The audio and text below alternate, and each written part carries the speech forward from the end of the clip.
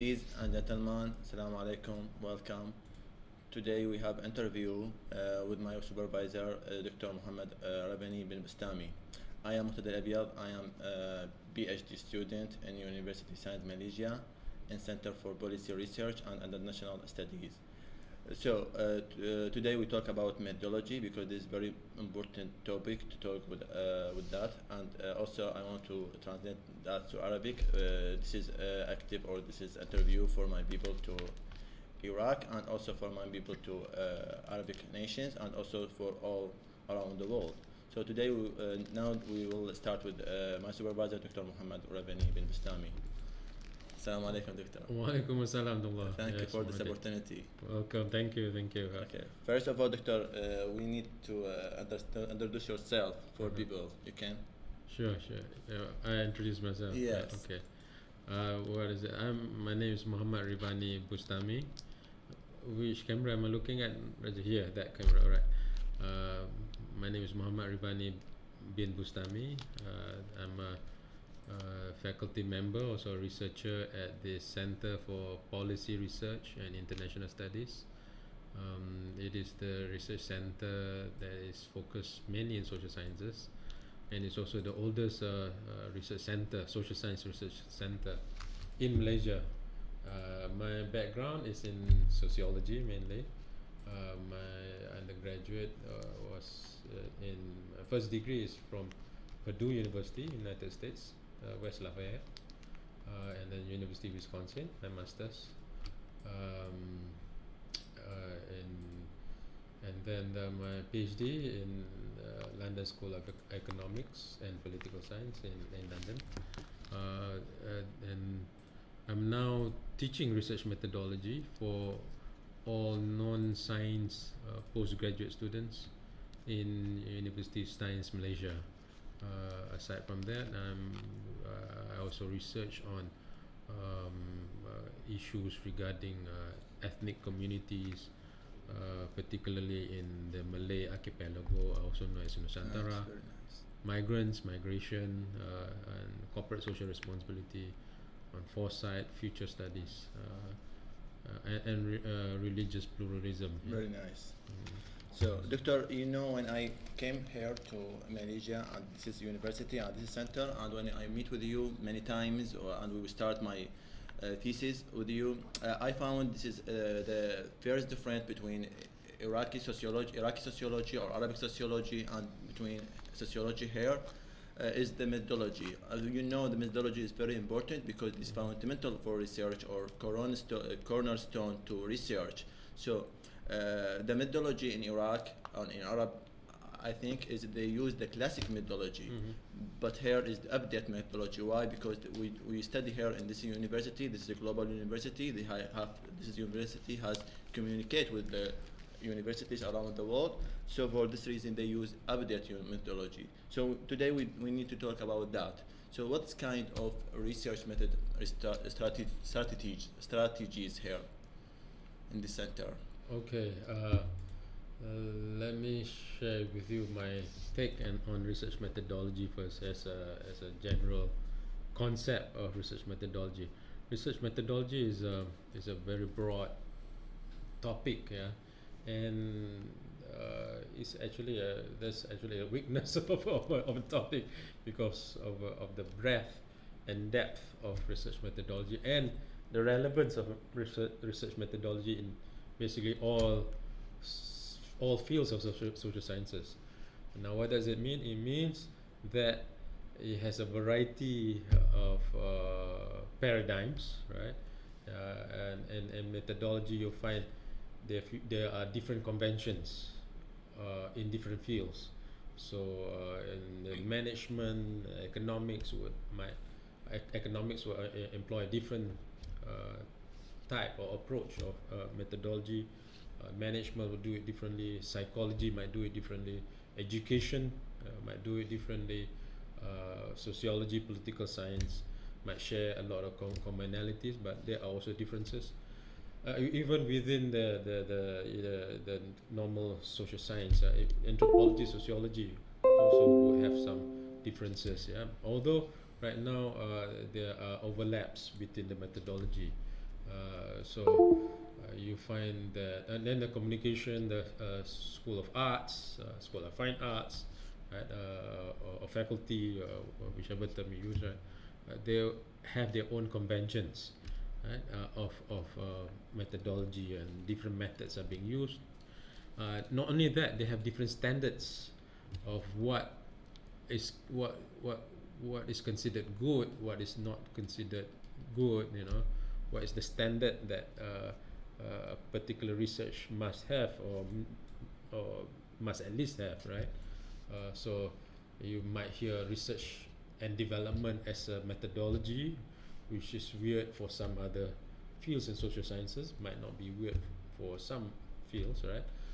You might see the proof, the burden of proof is heavier for certain fields, for certain subjects, compared to certain other subjects, right? So it's much easier to carry out certain arguments in certain fields as opposed to other fields. And you see that mixture of standards, methods, data collection methods, and the standards of what makes a good finding or not a good finding, right? And so the term research methodology, if you use widely, it is very broad, yeah. And that is alone in social sciences, right? You can talk about research methodology in a wider sense, which is the sciences, right? That would be even wider. So my focus is mainly in the social sciences, and of course humanities, yeah. Yes. So I found here, especially when I attend with you many lectures, we talk about there is many strategies you use there in here. So we need to understand or explain to us what are these strategies you use until we can skip to another topic. Sure. Okay. Yes. All right. That's actually a very important and relevant and crucial question. Yeah, a very important point there about research strategies and research paradigms. And oftentimes, a lot of causes, sometimes faculties and schools de-emphasize or neglect completely, yeah, the idea of paradigms and research strategies, right? When I first started to teach these research strategies and philosophies, right, and I was in a class, in a course that has different professors teaching this subject called philosophy of social research in the social science, and there were, among them were political scientists, anthropologists, economists, sociologists. So each of them came in and gave a different perspective of what is a good research, what is not a good research, how should a research be carried out, and the victims were the students, right? So students get confused, right? What is this inductive, deductive, and then sometimes what is even worse is when even the professors, the lecturers got confused themselves because they do not have that clarity, right? So what I did, and together with the professor who's a methodologist himself, right? His name is Professor Norman Blakey. He's no longer teaching. He has some very important books published in research methodology, and he's regarded as one of the best or top methodologists in the world. Right? His name is Norman Blakey. So what we did was that we gather all the different different approaches to social research, and so we classify them. There are basically 4 research strategies, right? So the first is often what we hear about, the inductive, and the second is the deductive, the third is the retroductive, and the fourth is abductive, right? So the inductive research strategy is a type of research strategy that is that focuses on data as this as as the king, right? The data is king. You start the research by focusing on data, and it is very much consistent with scientific approach to studying anything, right? So you start, you don't start with a presupposition. So you go into, so this is the philosophy underlying is positivism. So inductive research strategy, the underlying philosophy is positivism, right? So but I know that a lot of social scientists would critique positivism and inductive research strategy, but before that we must understand that inductive research strategy and positivism was born out of a period in a society where knowledge, right, was under the control of theologians, right? Theologians were holding on to power, were hoarding to knowledge, and anyone who wants to learn anything would have to go and refer and learn to the theologians.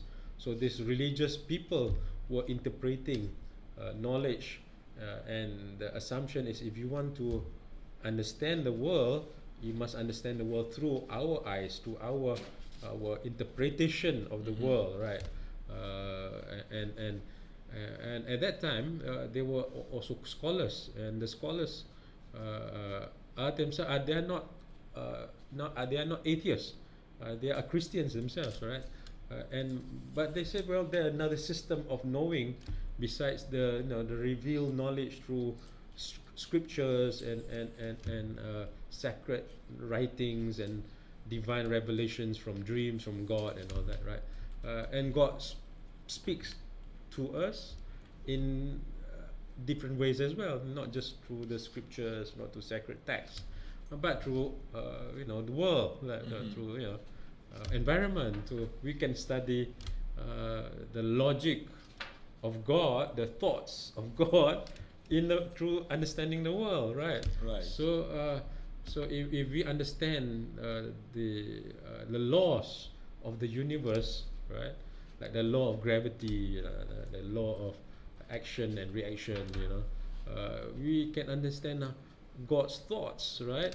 We can understand the universe without necessarily relying on the theologians, right? So this is a tradition that where positivism was born, and inductive research strategy.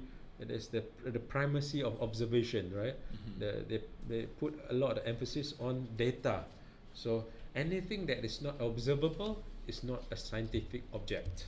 Right. It could be a religious object. You get the dream, you see some ghosts, you see some, a prophet came to you, or some angels came to you. That's good, right? Yes. But it's not a scientific. It's scientific. It's not scientific, right? Spiritual. It's spiritual. Yeah. It's spiritual. It's religious, right?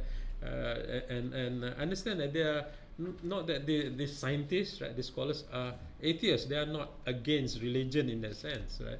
But they want to study the world using a different system of knowledge. Different physical. Yeah, through observations, right? Observation. And they don't want to get monopolized, dominated by the theologians, right? Yes. Right. And by using observation, so they have control over the object of study. So if something is not observable, if it's not empirical, it is not a scientific object. Yes, so that is inductive. Inductive, right. Yeah. So that is the first strategy. The second one is the deductive research, right? So deductive research says, well, hold on, if data is the logic of building knowledge, right? If you start with data and you rely on data, right? And you say you are researching the world without any presupposition, right? Without biases, right? Like a clean slate of paper.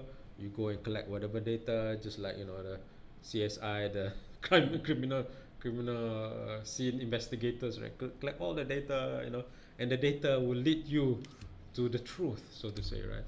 But the deductive research strategy and its underlying philosophy, which is critical rationalism by Karl Popper, people like that, they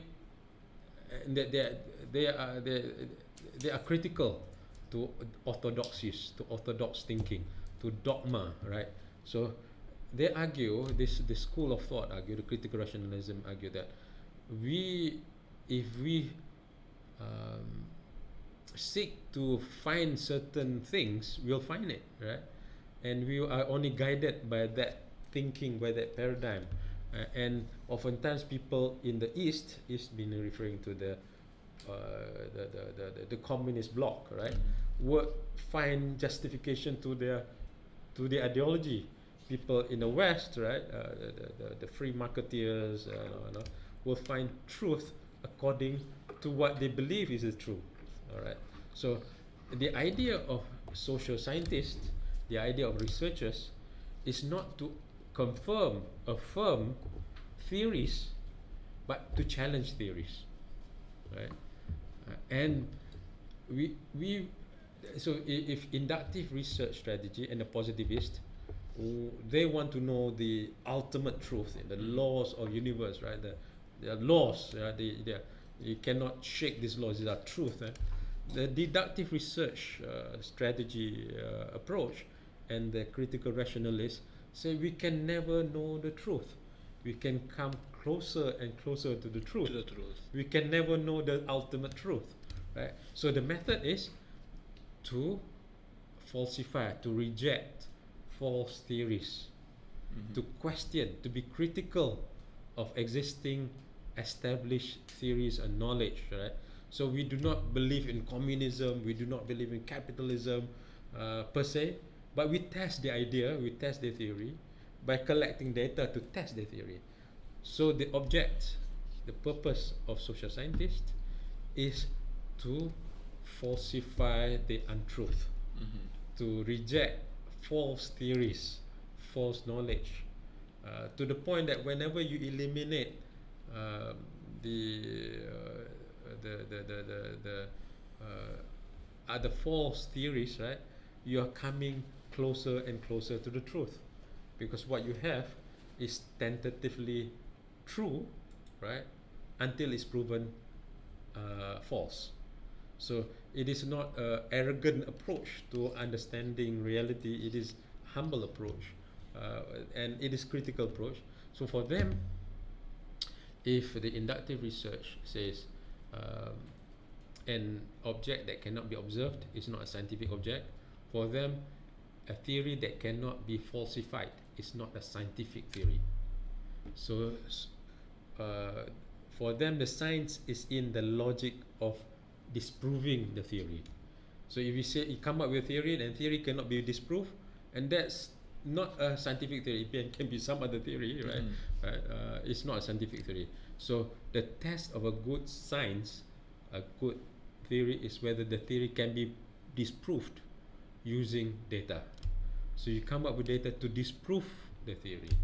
Yes, you know the truth, doctor, is infinity, I think, and it's very large, the truth, very large, and yes. beyond our mind. Yes. So especially in sociology, maybe the theory in 5 years ago is the truth, but now it's everything changed. For example, this is a strategy approach. We can test this theory, is it still valid or not valid, to explain the reality. Yes. And we see the evolving thoughts of a lot of theorists, thinkers, and just I think a couple of days ago, Farid Zakaria, the chief editor of Newsweek, right? He was writing about how politics right now is becoming more dominant than economics in the context of global world, in the context of globalization. So it might make sense economically, but it doesn't make sense politically, so it can be rejected. So like the Brexit, like what you see, make America great again, all these are not economic philosophy, but much more political and ideological, civilizational kind of. That's right. It's not no. It doesn't make inflation go down, right? It actually pushes inflation up, right? But the politics becoming more important. Whereas if you look at the argument in the 80s, 90s, they talk about democracy and the end of history and all that, right? So and this is what critical rationalism argues about. Look, a theory or a paradigm is only true until a new theory comes up and disprove it. So there is no ultimate truth. It can come closer and closer to truth. So deductive research is about coming up with hypothesis A, B, C, D, and eliminate A, eliminate B, eliminate C. Right. So that is deductive research, right? Deductive research strategy. So and deductive research strategy is in some ways it's opposite to inductive, right? So inductive begins with data. Yes. Deductive begins with theory. With theory, yes, right. Right. So and they say, well, which theory explains this, right? Or theories. Which theories? Yes. And you might find that well, A explains this part, B theory explains the other part. You cannot explain all. But if you look at A, B, C, you can see a closer picture to the what we want to see, understand, right? But A cannot describe everything, right? So that is very much deductive thinking. So you start from theory and then a hypothesis, and then you collect data, and then that's where it goes to what is called a critical testing process, and then you will falsify theories, and falsification of theories is actually a good thing, and so sometimes some research masters and PhD, they disheartened whenever their theory is proven wrong, the hypothesis is proven wrong, right? It is not bad, right? Actually, that is actually a good thing, right? And that is a good thesis strategy to find a theory and disprove it. And it is actually a better risk management theory too, risk management strategy too, because it's hard to prove a theory right. It's easier to prove a theory wrong, because all you need to do is find data that is inconsistent with that theory, and then you can reject the theory. So deductive research allows you to do that, right? Very nice. Especially big theories. Big theories, You're taking a giant, you're fighting a giant. Oh, that's good. So that is deductive research strategy. The third one. The third research strategy is retroductive research strategy. Retroductive research strategy, arguably, is the boldest, the bravest research strategy of all, because they say it is applicable to both science and non-sciences, right? Retroductive research strategy would look at inductive research and deductive research. Say, well, this is too shallow, right? Why are we just looking at dependent variables, collect, and then looking at hypothesis testing, this is too shallow. This is not deep enough, So if you see, if the chicken crows and the sun rises, sun rises, right? Does it mean that because of the chicken crow the sun rises? There might be correlation, but it's no causation there, right? Yes. It might not be even an explanation behind it, right? And all the explanation is not the most important explanation between the chicken and the sun, right? Yes, right. If you want to understand why the sun rises, it has very little to do with the chicken early in the morning, right? The sun might be affecting the chicken, but the chicken doesn't affect the sun. Right. So all this independent variable correlations are very surface, right? Superficial to retroductive research. So if you look at, for instance, another example, right? Juvenile delinquency, kids with problems, right? Cases where children have problems, and broken, problematic family, right? Problematic family, juvenile delinquency. Problematic family, juvenile delinquency. you might find this correlation, but retroductive research wants to know why this leads to that, Yes. right? Not just the connect, you know. Not to connect. By the way, juvenile delinquency is also produced by non-broken family, right? Mhm. A lot of families, both parents are intact, right? They have brothers and sisters, a dog or a cat or whatever. They still have problem with the kid, right? So it's not necessarily because of broken house, a broken home, or problematic marriage, right? But retroductive research wants to know what is the connection between this empirical reality. So retroductive research argues that reality has many levels, has many realms.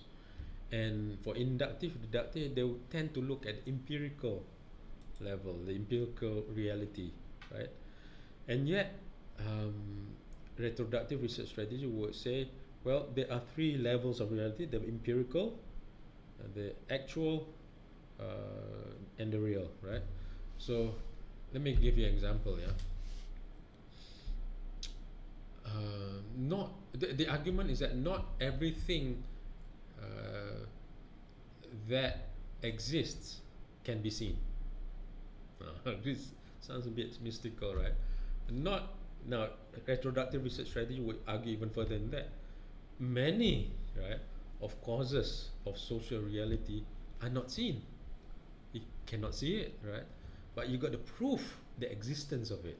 I'll give you a more physical example.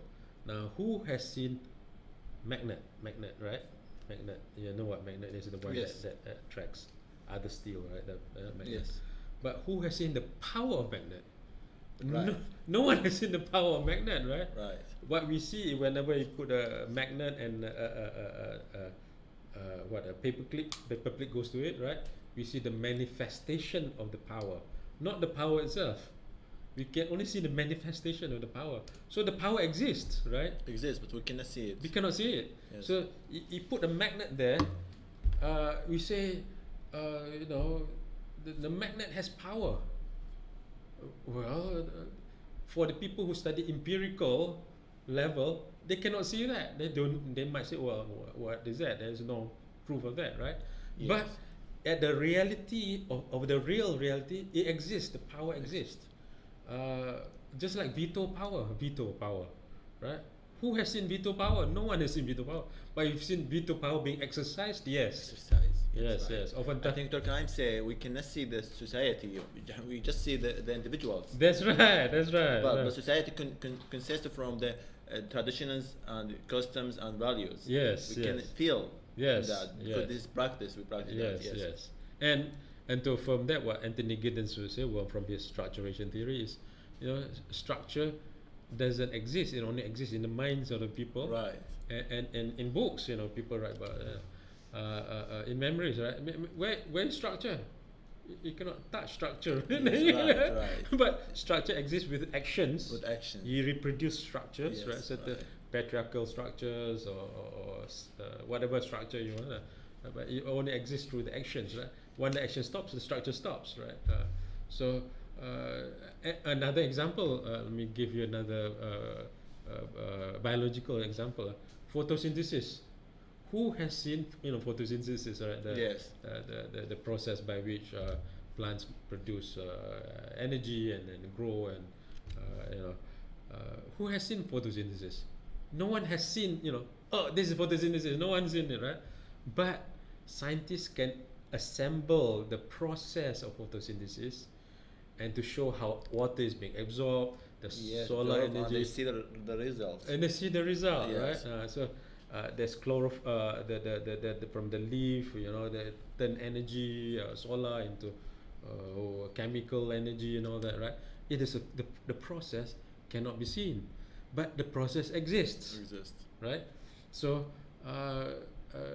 what is it? They say for retroductive research strategy, they say, well, we want to see the why. How does this broken family or problematic family leads to juvenile delinquency? You want to see the process. Now, social researchers must come up with this explanation, right? Right. Not just this the chicken and the sun. It doesn't Yes. mean anything. Yes. Right? It's too simple, it's too shallow, it's empirical. So they talk about three levels: the real, the actual, and the empirical. So for instance, the magnet, right, is real. The power of the magnet is real, right? Psychological power is real, for instance, right? It's real. Whenever, and then the actual is whenever there's an event, right? Certain events are seen, certain events are not seen, right? From events we have empirical. When it is seen, it is empirical, right? When it's not seen, it's just events, right? Events. Okay. They are not. So the real might produce events, might not produce events, but they exist. The power of magnet exists. Right. The power of veto exists, right?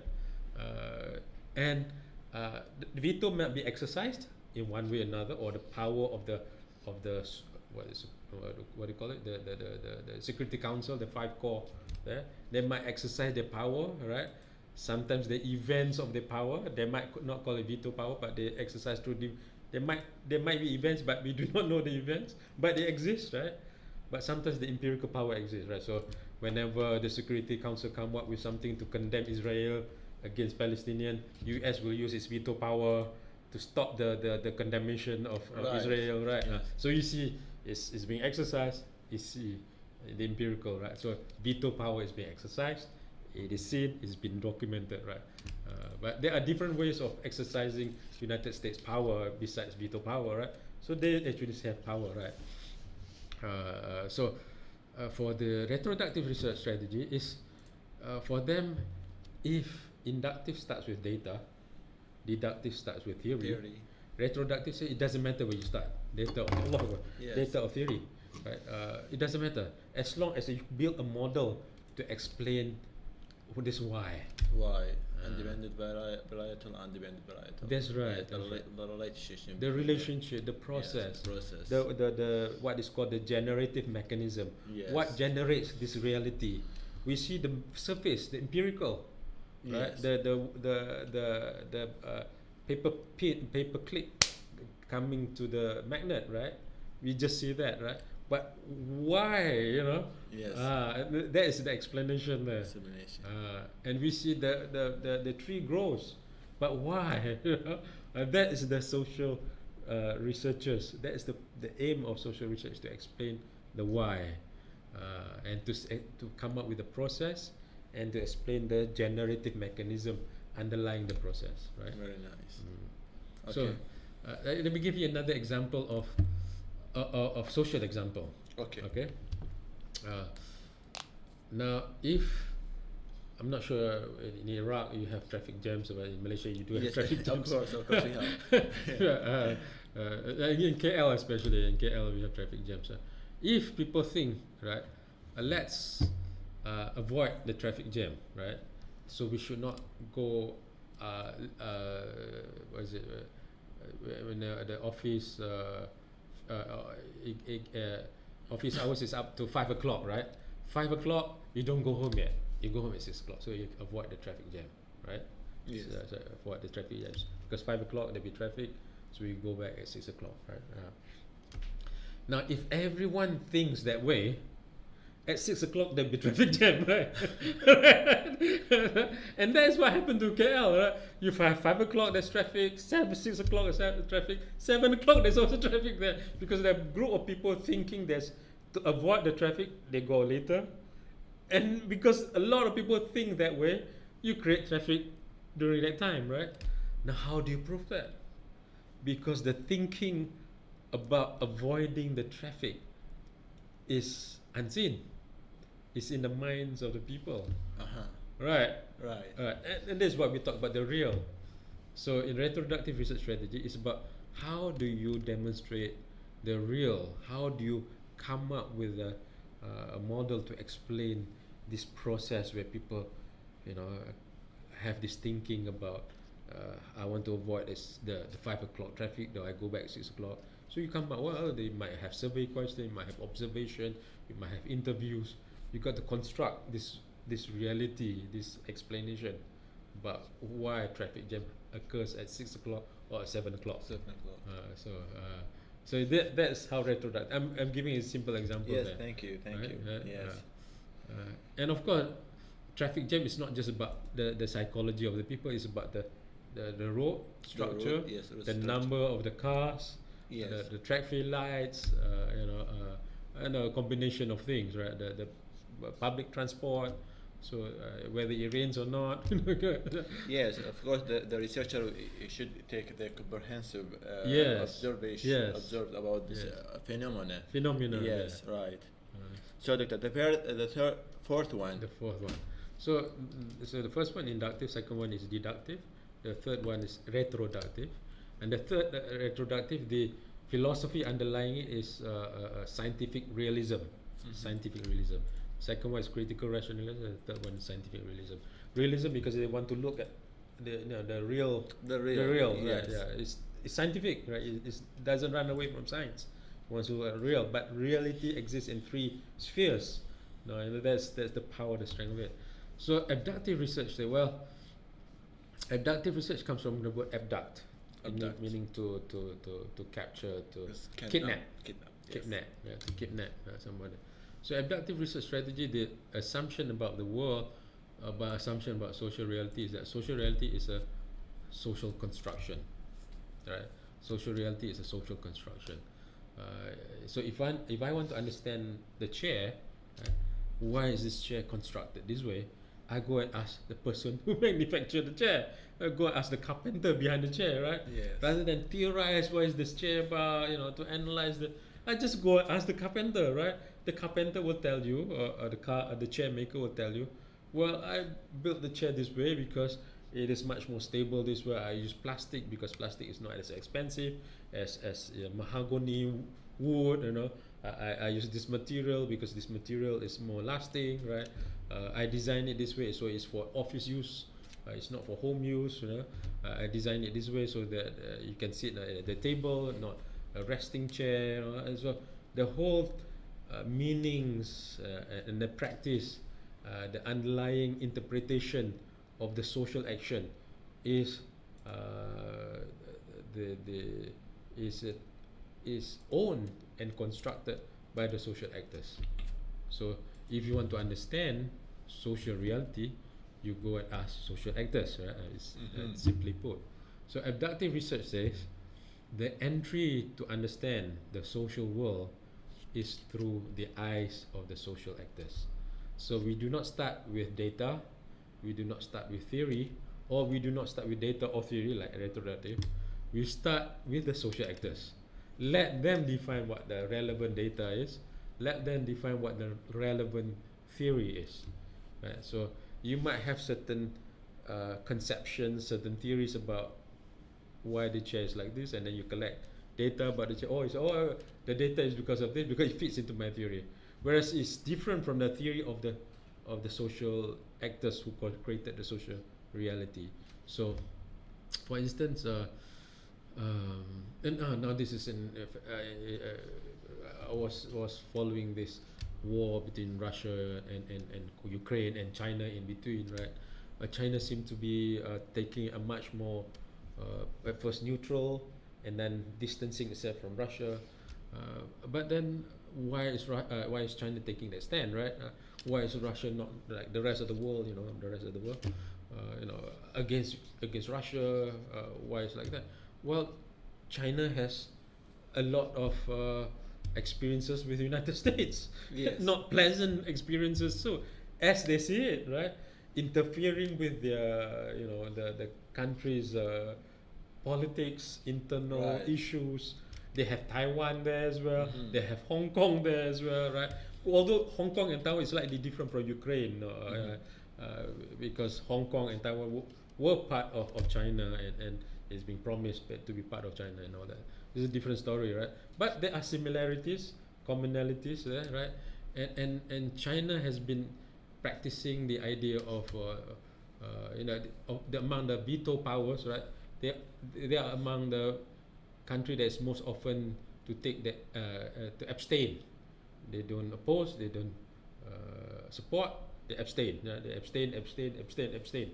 Right? So they want to be a country that is known to be neutral, but they also do not like what United States is doing to them. So that is the social actors' point of view of how they see China see, right? Let's see the social structure. The social structure, right?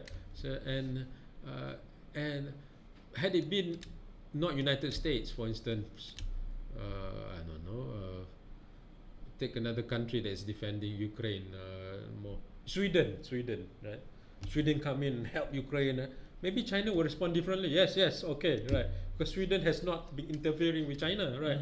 But United States, It's a problem. it's the problem. And then Biden going there and say, yeah, China, stop, you don't be careful. If you do this, there'll be repercussions, and we'll be, China is a big country, right?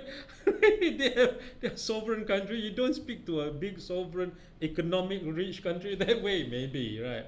So they might, so the interpretation of reality might be different. That is state, right? And that's true for individuals, social groups, and all that as well. Yes, until we can understand social structure or social phenomena, we should go to the social actors. Social actors, yes. To can understand. Yes, and they will come up with their own theories. They'll come up with their own logic of why they act that way, or why they do not act that way. Now, in abductive research strategy, so the idea of insights and meanings and interpretation of social actors are extremely important. That is the core of it, right? And sometimes the social actors themselves are not aware of certain things, right? So we do what we call, a probing, sensitizing concept. Do you do this because of that? How about this? We can ask those questions, and they will say, "Oh, the reason I was doing this because I went back in when I was younger. I have experienced this, or they will reflect back.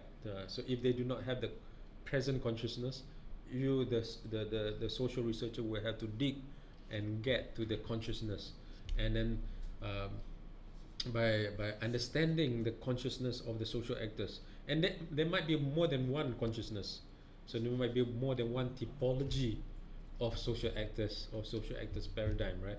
It might be 2 or 3 or 4. So different social actors or different groups of social actors might interpret social reality differently as well. So now that is also the job of social researchers, to tell the story of the social actors themselves. So the social actors will come up with certain themes, certain concepts, certain emphasis, where they think is more important, and the connection between the themes and the concepts, and we are the one that need to tie this together and confirm, hey, this is what you think about, this is what so a lot of verification. So the difference is the data and the theory come from the social actors, not from the researcher. Now there's 2 schools of thoughts in abductive research too. One school of thought says our job is to describe reality in a systematic way, in a technical way. The other school of thought says, well, there's something called false consciousness. Social actors can only see within certain paradigm, within certain scope. They might not see beyond what they can see. So for rubber tappers, when the tires, tires when you tap, tires come from rubber, which come from the rubber tree, right? So rubber tree might not understand the commodity exchanges in New York. That what happens in New York or London, where they trade rubber, right, might affect the prices of rubber, might affect the level of income and all that. They might not see it. So we as researchers, we as social scientists would see all this higher level. Can explain. Yes, so we got to come up with our own explanation over and above their explanation. So some say no, you should not do that. Some say yes, you should do that. So there are different school of thoughts even within abductive research, right? So what is that one say? The abductive research eventually they might not the why occurs from the social actors themselves. It is there is explanation of the social actors of the why, right? But there are different school of thoughts in abductive research. So look, social actors might see a different why, but then there's a different level of whys that's happening there, right? So what is it? Yeah. So sometimes we understand the reality as they see it, but sometimes the reality is more than what they see. Yes, I want to ask you, what's the kind, what kind of method? How can researcher get answer from the social actors? But before that, we should go to the data collection. Data collection. Yes. What kind of data collection? I mean, how many data collection and research? Yeah. Yes. All right. Many kinds of data collection. Now, there's the methodology. There's also the instruments, right? Mm-hmm. So oftentimes when we talk about data collection, and people tend to relate, understand the instruments, the interviews, the focus group, the survey, the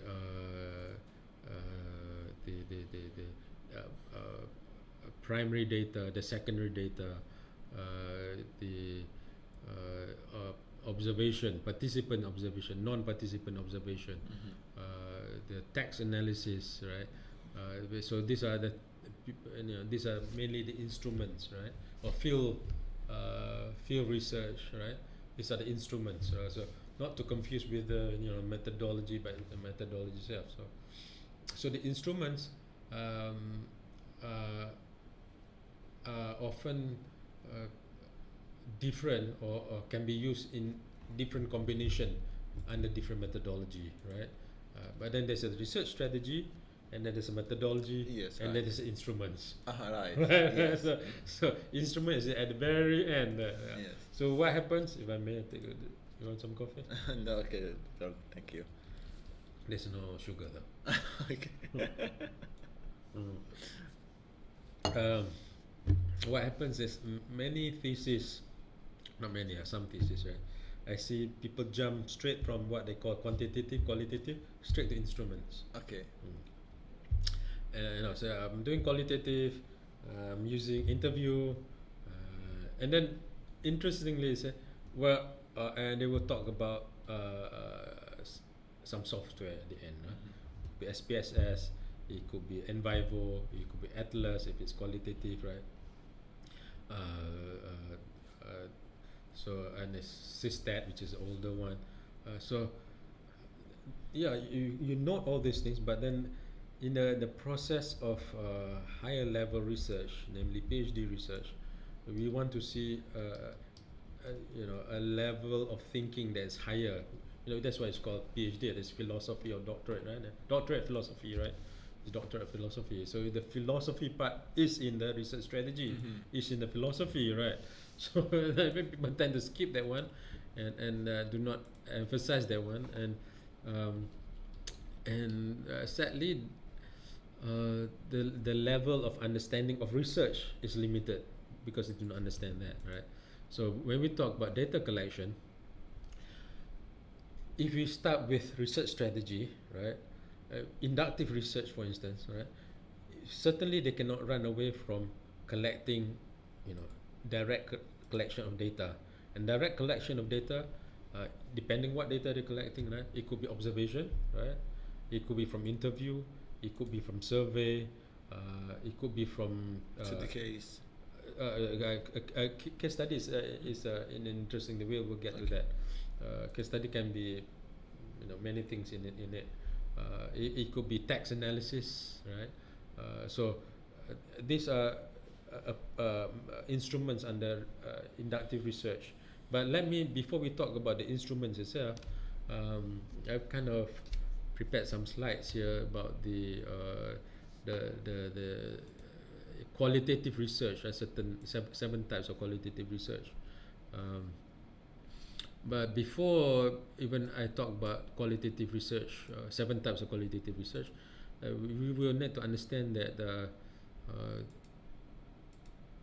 quantitative and qualitative, right, can be done together, can be done separately. I mean, quantitative, which include the instrument inside the quantitative, and the people would show this is interview can understand. we have quantitative and qualitative. Which kind? Sorry. Just mute it. Which include quantitative and which include qualitative inside Okay. each one. All right. There are overlapping data. We can call it overlapping data in quantitative, qualitative for the instruments, right? So it depends on how you collect the data, right? So for instance, you take now if you do surveys, yes, no, or Yes. agree, disagree, questionnaire, that kind of thing, that can be subsumed under quantitative fairly easily, Yes. right? Certainly when you measure things, right? Even measurement, there's also the nominal, the interval, and the highest one is ratio, right? Ratio is where you can actually divide using plus, minus, division, and multiplication, right? That will be ratio, right? Or and then your interval, yes, degrees of things, right? So that data can be classified as quantitative, right? Quantitative. Now, that's why I'm of the view that sometimes the quantitative qualitative dichotomy is a false dichotomy, because it is not pure in the sense that there is no overlaps. You can't overlap those two. Even qualitative can be quantitative when you start counting. When you start counting, counting the themes, counting, that is can be quantitative. So, for instance, if you want to say, in Donald Trump speeches, how many times he says the wall, wall, migrants, rapists, right? Yes. So you can count how many times. Count, yes. You can count that, right? Quantitative. Then so from the qualitative can become quantitative, Quantitative, right? yes. Right. So you can do that word counting. So you can see, and then you can see word association between occurrences of two words together, like that. Islam terrorism, Yes. right? So you can see the how people associate that, often associate terrorism, Islam, right? So whenever out of 100 times people mention terrorism, 70% is about Islam. It's connected with Islam. An example. So something that qualitative can be turned into quantitative that way, right? But something quantitative can be turned into qualitative as well. How do you do that? So this is where we look at the combination of method in quantitative and qualitative, yeah. And so this is what I'm talking about. I'll be touching on the mixed method, so to say. So if you start with the qualitative and then the quantitative, right? That is called the exploratory research. Explore. If you want to explore, Yes. you want to explore. What do you think about war? War is good, war is bad, war is Western construction, war militants, war about extremism. You have 50 different words, 50 different concepts connected to war, for instance, right? And so you explore first about war, and then you see, okay, among the 50 concepts, right? I want to focus mainly on 30 concepts, for instance, the most frequently occurring concepts, and then I want to test the hypothesis between these concepts. So we start with qualitative, and then we go with quantitative. You have hypothesis testing, we see correlations and all that. So whenever you have data that can be quantified and tested, right, that be quantitative, right? So we can start with qualitative and then we go to quantitative. So exploratory. To explore, and then you can eventually develop certain theories at the end, or tentative theories or hypotheses. But certain conventions, certain fields say no. Theory is for high levels of abstraction, right? So you got to look at different conventions, different subjects. So some subjects say theory is not our level, theory is high level. So we don't do theory construction, right? But if you do quantitative and then qualitative, right? Quantitative first and then qualitative, that's called explanatory. So we have quantitative, we say companies that have more ethnic integration tend to be more globalized. So you test it out, right? You see, you come up with 50 companies and say how many companies have ethnic diversity, and then you see how many companies have global linkages, forward, backward linkages, meaning the supply chain, you know, the what raw materials that they get, what do they export, where do they export in the country. So you can say, oh, there's a connection between ethnic diversity and degree of the globalization, right? Okay, but then why is there such connection? So you want to explain the why. Explain. You go to qualitative. Qualitative. So you have quantitative and then qualitative. Okay. So it becomes explanatory. Yes. To explain the what, right? Right. When you explain the what, it becomes explanatory. So the quantitative followed by qualitative. So we see it could be from document analysis. Then we talk about data collection, because I just collect documents from the companies. Oh, so I can look at company profile. I see, oh, the ethnic composition is like this, and then I look at the company. I see, oh, this company has export to this country, and you get the materials from this country, so they are more connected. So these are all document analysis, right? So that's how I collect my data, right? And for me to understand why, I go and interview the managers and the executives, and the owners, and the board of directors. So that is qualitative, right? And eventually it becomes an explanation, a model, a theory, right? And by the way, that's my PhD. So so that sequence is to explanatory research. It's combination of quantitative, qualitative. So you can combine, but you don't need to combine all the time, right? In fact, in many cases, not combining is safer for PhD, not for research, right? For PhD and masters, right? Because you don't open the door for too many questions, right? So as a supervisor, my advice is different. As a researcher in the field, my advice will be different, right? So it depends on the research and the research questions, of course, right?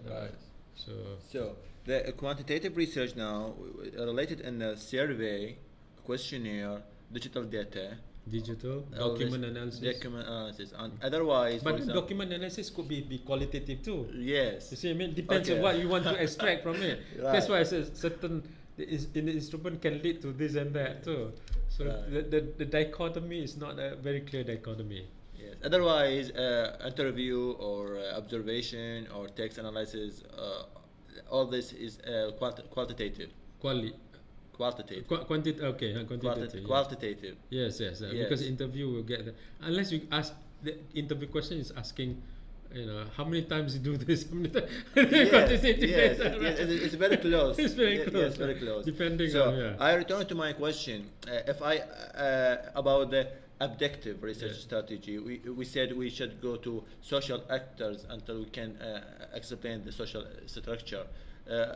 How can they ask them? By interview, by questionnaire, by observation? How can? Okay. Yes, because it's related to the data collection. All right, related to data collection. In fact, you also need to understand that qualitative research is not limited to abductive research. In fact, all four can have and may have and probably have qualitative research as well, right? Now, abductive research definitely rely a lot on the qualitative part, right? How do we ask and what do we ask, right? Certainly interviews will be one, right? And that's a big one, right? It's a very big one for abductive research because you want to understand from them, right?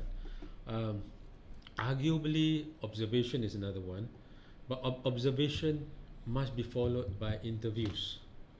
Otherwise, if observation without interviews, you become inductive. Because you are doing observation, right?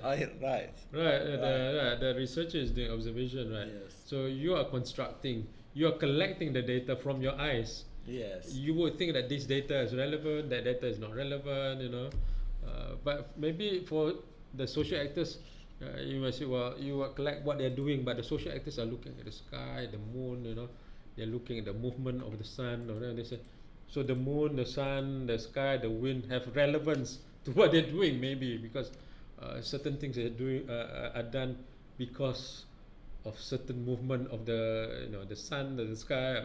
For us, it's not relevant. For them, it's relevant. We got to go back to them and ask, why do you do this? So observation, yes, but observation must be accompanied with interviews. So then it becomes abductive, right? Without the interviews, it does not become abductive. In this case, if you are studying community, so in a way, it is. If we start with anything with our own data collection first, and then we must follow it with the abductive answers that is coming from there. Then it becomes abductive research. Right. Professor, the last question: how can the researcher use this as a strategy or that strategy? How can know which prefer strategy to his research? Well, that's actually probably the most or second most important question. The most important question in the research is, what is your research questions? Yes. Once you have the research questions, the second most important question is what research strategy, what research methodology you want to use, right? So if your research question is about constructing a theory, for instance, right? When you want to construct a theory, right? You want to say, what are the themes, what are the interpretations of war, by the Ukrainians, for instance, right? Then you have a few options to make decision on, right? You can go with abductive research and go straight to the social actors, Ukrainians. What do you think war and all that? You can even ask, what were your thoughts about war before, and what's your thought about war now, right? Because what's happening to them is just within 1 week or 2 weeks, their life get transformed, changed, gone upside down because of the war, right? So that's one way, right?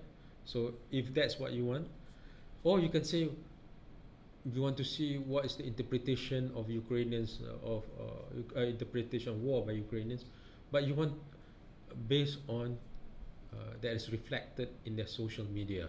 Mm-hmm. So in that sense, you do not have to go and ask them. You can look at the social media and analyze social media, right? So it's no longer abductive in that sense. It becomes inductive. Inductive, yes. Right? So you are still collecting data. Collect data, yes. Collect data, and then they construct the themes, yes, and the typologies of explanation of different interpretation of war. But that is inductive, right? Or you say there are three usually in a war, and especially for the legislative body, they talk about two types of legislatures, right? Two types of politicians: the hawkish and the doves, right? Dovish. Hawkish are people who want to fight, Russia fight, we fight back, go full swing, the doves say no, you got to give peace a chance, right?